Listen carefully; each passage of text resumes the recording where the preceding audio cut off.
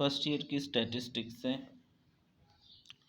इसका हमने chapter number 4 start किया हुआ है। तो इसका लास्ट वीडियो में हमने क्वेश्चन नंबर 5 हल कर लिया था। अभी हम करेंगे क्वेश्चन नंबर 6। ठीक है, क्वेश्चन नंबर 6 में हमने फाइंड क्या करना है। क्वेश्चन नंबर 6 में हमने mean deviation from mean find करना है, mean coefficient of dispersion find करना है, वेरिएंस फाइंड करना है, range quartile and coefficient of quartile deviation. इन काफ़ी कंसेप्ट हैं इस सवाल के अंदर। तो मैंने पहले ही लिखा हुआ है, चूँकि लेंथी सवाल है तो मैं साथ साथ आपको एक्सप्लेन करता जाऊंगा। अगर आपको फिर भी कहीं से समझ ना आई तो आप कमेंट करके पूछ सकते हैं। कमेंट आप लोग भाई कर रहे होते हैं 2 महीने 5 महीने बाद, तब तक कोई और चीज़ स्टार्ट हुई होती है तो फिर बताना मुश्किल होता है। ठीक है, इसलिए फिर आमतौर पर कमेंट्स के जवाब नहीं दिया जाता, वैसे तो दे दिया जाता है। तो ये आगे वेट्स और साथ उनकी फ्रीक्वेंसी आ गई। ठीक है, उसके बाद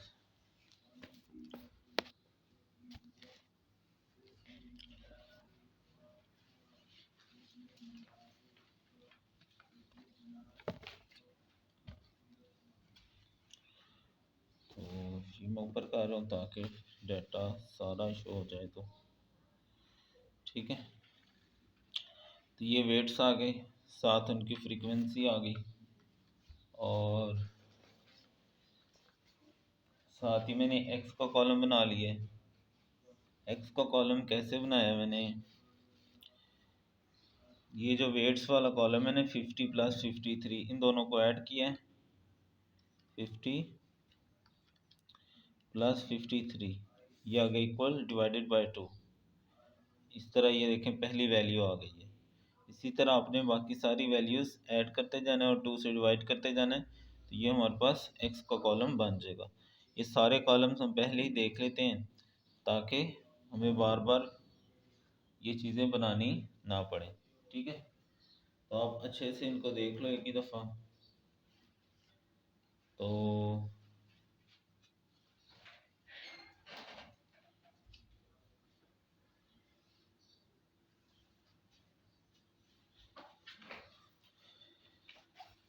उसके बाद हमने एफ एक्स का कॉलम बना लिया है।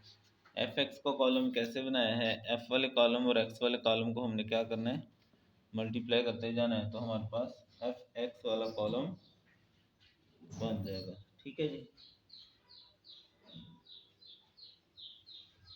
उसके बाद जो हमने कॉलम बनाना है वो है एक्स माइनस एक्स बार मॉड का।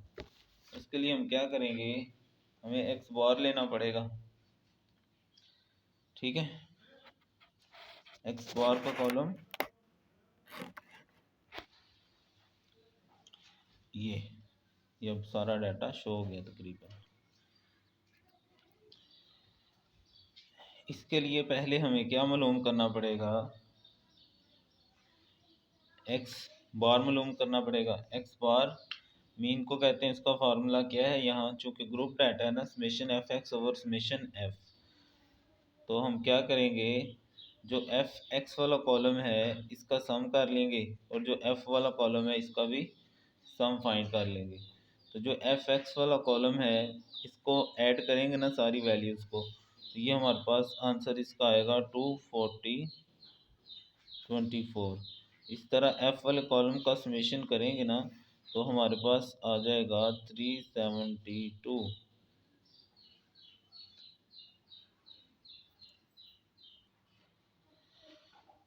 तो समेशन एफ एक्स की वैल्यू ऊपर रखी, समेशन एफ वाली वैल्यू नीचे रखी, तो यहाँ से दोनों को डिवाइड करेंगे कैलकुलेटर से, तो हमारे पास आंसर क्या आ गया 64.58। अब ये जो 64.58 है इसको आपने एक्स वाली वैल्यूज़ में से माइनस करते जाना है। ये देखें पहला मैं एक करके दिखाता हूँ, 51.5 है पहली वैल्यू, माइनस करेंगे समेशन ये एक्स बार वाली वैल्यू 64 माइनस 64.58। ये आपने गौर करना है कि ये जो मॉड लगा होता है ना, ये नेगेटिव वैल्यू को पॉजिटिव करने के लिए होता है। तो यहाँ आंसर नेगेटिव आ रहा है, लेकिन हमने इसको पॉजिटिव लिखा है। क्यों लिखा है? क्योंकि ये जो बार हमने लगाया हुआ है ना ऊपर, ठीक है, ये जो मॉड होता है ये नेगेटिव को पॉजिटिव कर देता है। इसी तरह सारी एक्स की वैल्यूज़ में से आपने 64.58 माइनस करते जाना है, तो ये एक्स माइनस एक्स बार वाला कॉलम बनता जाएगा। ठीक है, उसके बाद हमने एफ, ये फ्रीक्वेंसी और इस कॉलम को मल्टीप्लाई करना है, तो हमारे पास एफ एक्स माइनस एक्स बार वाला कॉलम आ जाएगा। फ्रीक्वेंसी देखें, पहली है 23, मल्टीप्लाई मैंने किया इसको 13.08, 13.08, तो ये देखें ये फ्रीक्वेंसी वाला कॉलम आ गया। उसके बाद एफ एक्स स्केयर वाला कॉलम चाहिए, उसके लिए ये एफ एक्स वाला कॉलम है और ये एक्स वाला कॉलम है, इनको मल्टीप्लाई कर लेंगे। 51.5 मल्टीप्लाई 1184.5, तो ये देखें हमारे पास ये वाला कॉलम बन जाएगा। उसके बाद क्लास बाउंड्रीज तो नहीं चाहिए, क्लास बाउंड्रीज ये पहले ही बाउंड्रीज हैं, अगर ये वैल्यू सेम हो तो ये क्लास बाउंड्रीज ही होती हैं, तो क्लास बाउंड्री का कॉलम भी यही हो जाएगा। उसके बाद हमें सी एफ का कॉलम चाहिए, कम्युलेटिव फ्रीक्वेंसी। ठीक है, कम्युलेटिव फ्रीक्वेंसी कैसे निकलती है, पहला कॉलम वैसे ही लिखना है फ्रीक्वेंसी वाला, और फिर इसको इस वैल्यू को आगे वाली में ऐड कर देना है।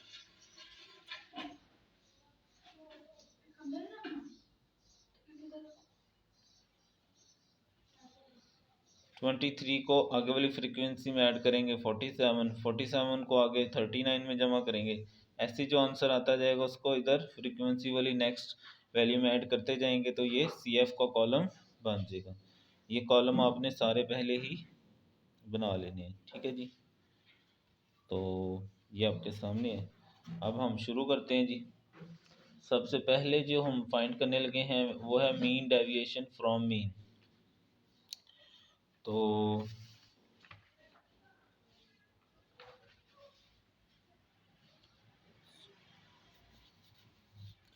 मैं एक मिनट देख लूँ कहाँ है।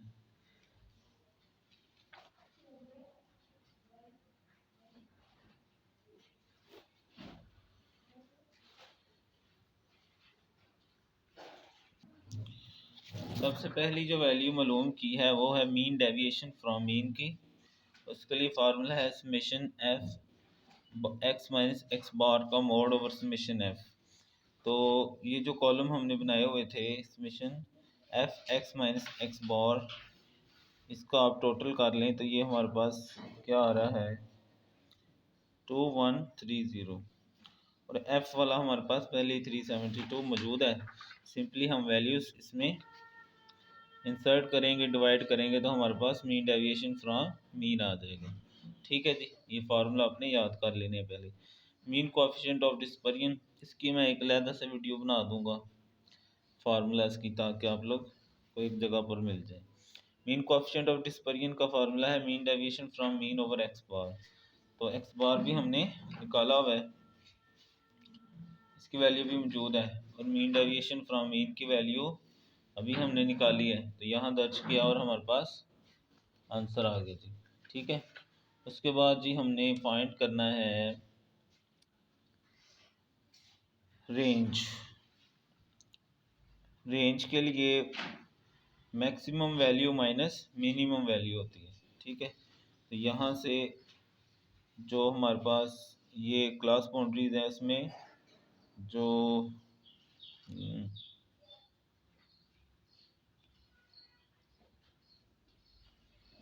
हाँ, इसमें ये देखें मैक्सिमम वैल्यू 80 है और मिनिमम वैल्यू 50 है। तो ये रेंज के लिए इन दोनों वैल्यूज़ को हम माइनस कर देंगे तो हमारे पास आंसर आ जाएगा। उसके बाद हम फाइंड करने लगे क्वार्टाइल डेविएशन।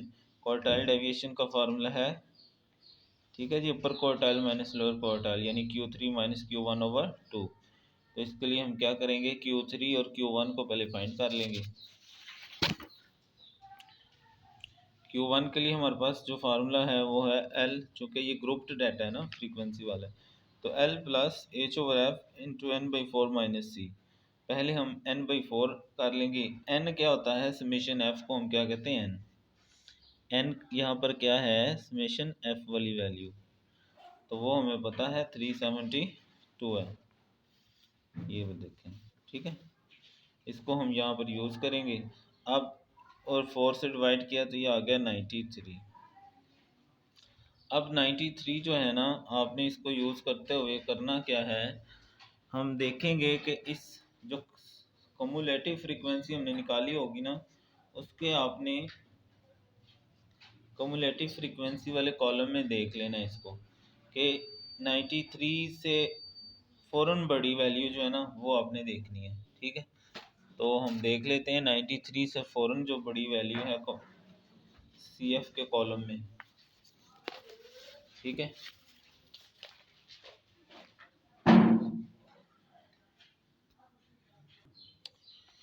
लें जी, इसमें हम देख लेते हैं कि 93 से फ़ौरन बड़ी वैल्यू कौन सी है यहाँ पर।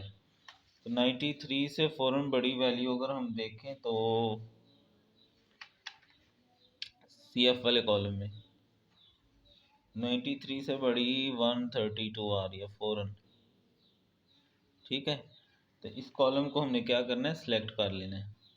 अब इसमें हमें क्या क्या चाहिए, एक तो हमें ये वाली चीज़ चाहिए फ्रीक्वेंसी और क्लास बाउंड्री वाली, और दूसरी ये CF चाहिए।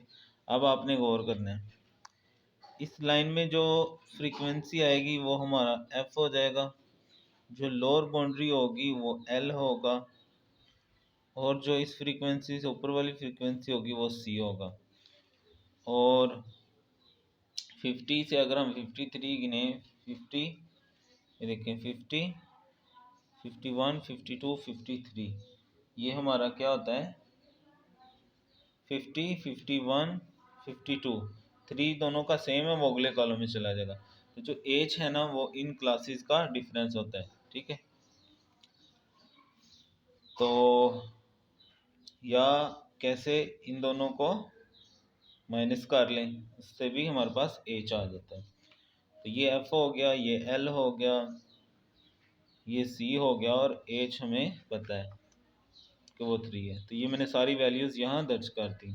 एल आ गया 59, एच 3 है, फ्रीक्वेंसी 46 है, और n/4 हमने निकाला हुआ 93 है, और सी जो है वो 86 है। तो सिंपली पहले इन दोनों को माइनस करेंगे, ये देखें 93 माइनस 86 इक्वल दबाएंगे, मल्टीप्लाई 3 करेंगे, फिर इक्वल डिवाइडेड बाय 46 इक्वल, ये आंसर आ गया। अब इसको ऐड कर देंगे 59 में, तो ये आ गया 59.4। ठीक है, इसी तरह हम क्वार्टाइल 3 निकालेंगे, उसके लिए यहाँ पर 3 आ जाएगा।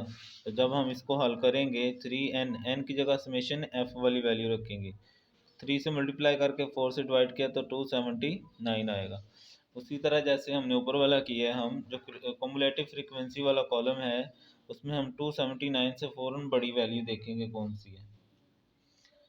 तो 279 से बिल्कुल ऊपर बड़ी वैल्यू 309 आ रही है, तो इसके ऊपर वाला हमारा सी हो जाएगा।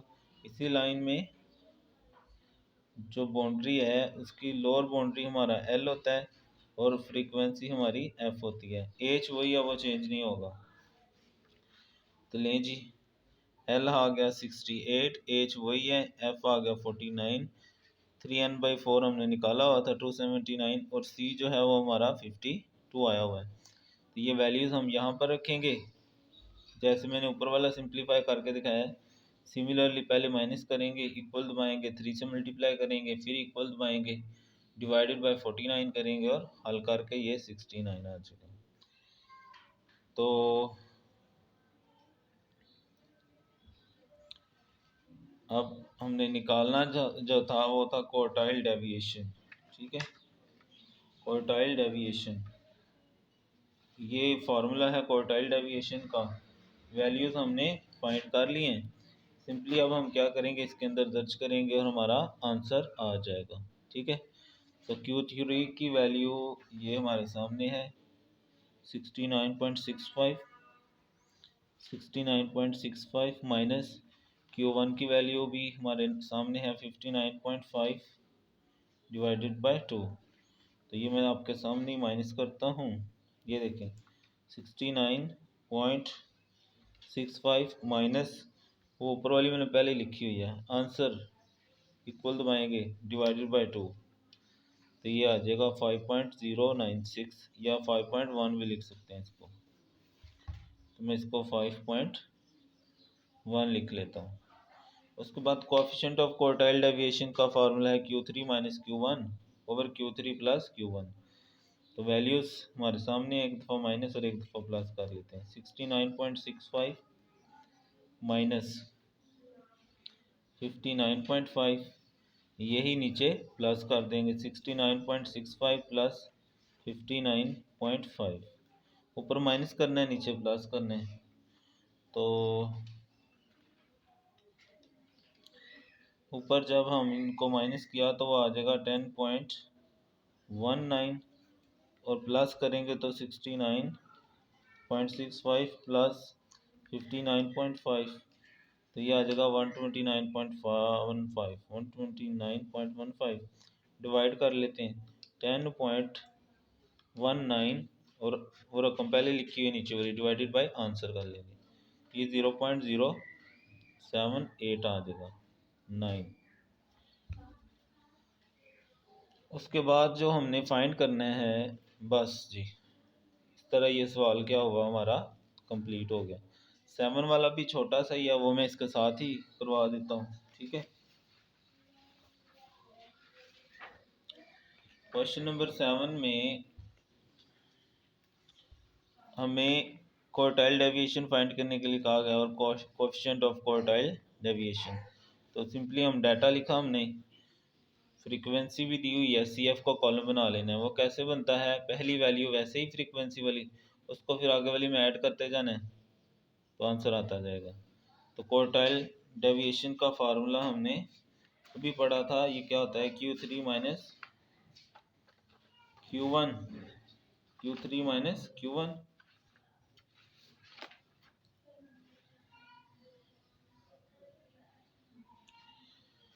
तो Q1 कैसे निकालते हैं,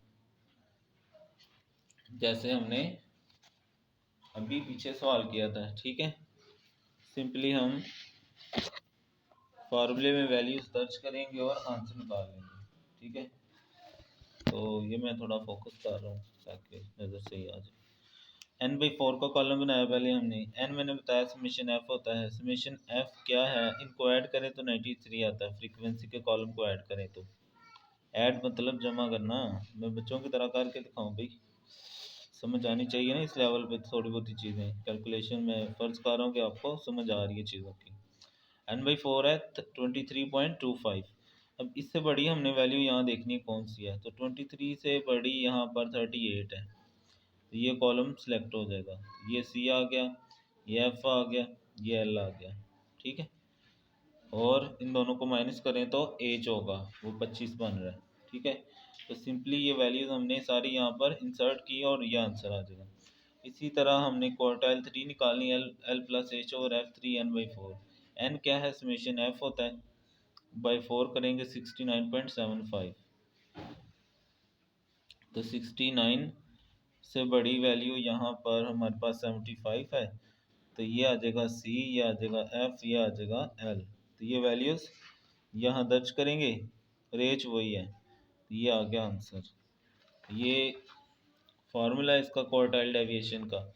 वैल्यूज़ दर्ज करेंगे Q3 Q1 की डिवाइडेड बाई 2 कर देंगे। Coefficient of quartile deviation Q3 minus Q1 over Q3 plus Q1 है। वैल्यू सिंपली दर्ज करेंगे, ऊपर वाली माइनस करनी है, नीचे वाली ऐड करनी है और दोनों को डिवाइड कर देंगे तो हमारे पास आंसर आ जाएगा, ठीक है जी। तो ये हो गया क्वेश्चन नंबर